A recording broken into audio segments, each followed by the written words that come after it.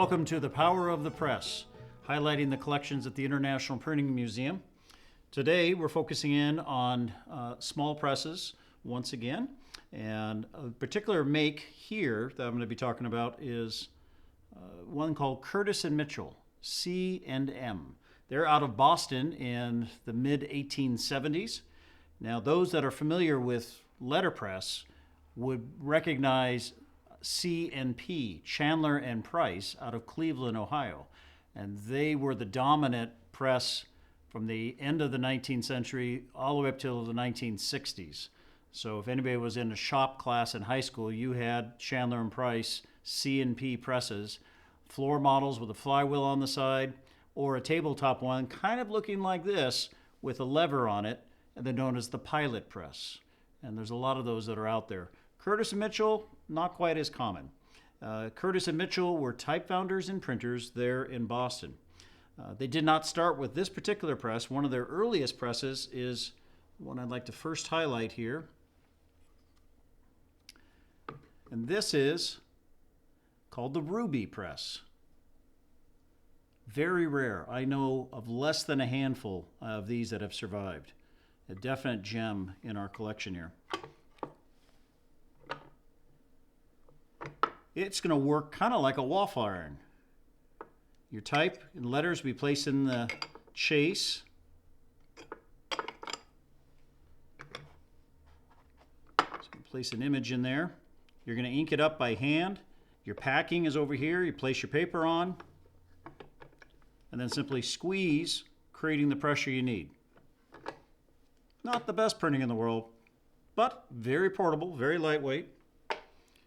Good for printing at breakfast, I think, for home use. So that is the Ruby press.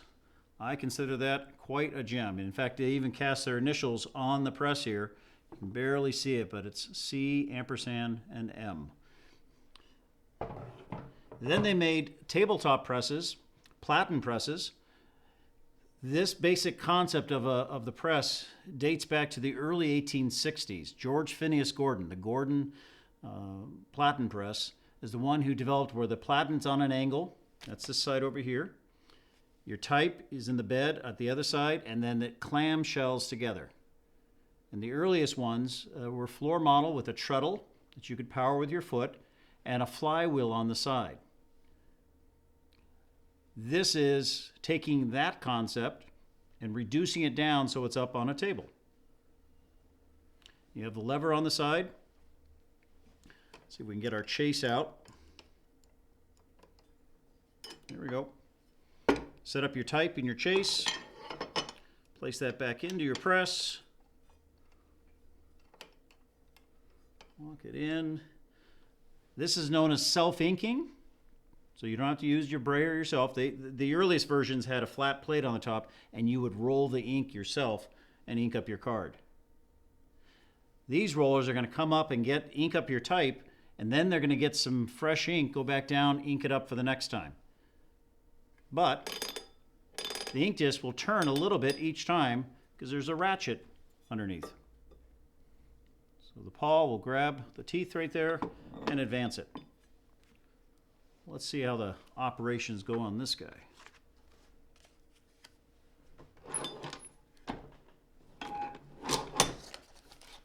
Get your one card in there. So you're just putting your hands in and out. They did have a beautiful floor model one, but we're going to be showing off that one. It's known as the Columbian No. 2. And the Columbian is a beautiful, beautiful press, one of the most beautiful ones of the 19th century, with Columbia Gem of the Ocean cast into it. But we'll show that one when we're looking at the big presses. For right now, here's a couple more of our small gems from Curtis and Mitchell.